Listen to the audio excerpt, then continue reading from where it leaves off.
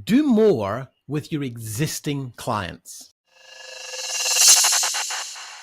A big mistake I see a lot of professional creatives make is they don't sell enough to their existing clients, or they don't offer to sell them more. Now, what do I mean by that? I mean, if you have an existing relationship with a client that they've already paid you for work and they've been happy with what you've delivered, then it kind of figures that they would come back to you again. Now, sometimes if you leave that up to them, they'll be like, well, I only need this project once a year.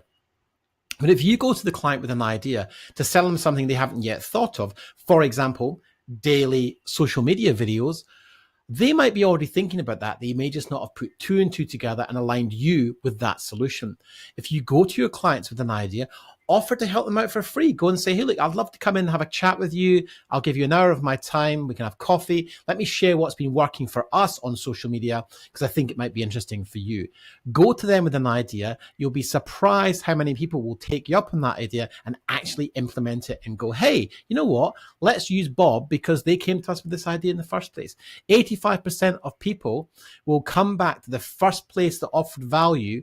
So offer more value, and you'll start to see your sales and your revenue increase.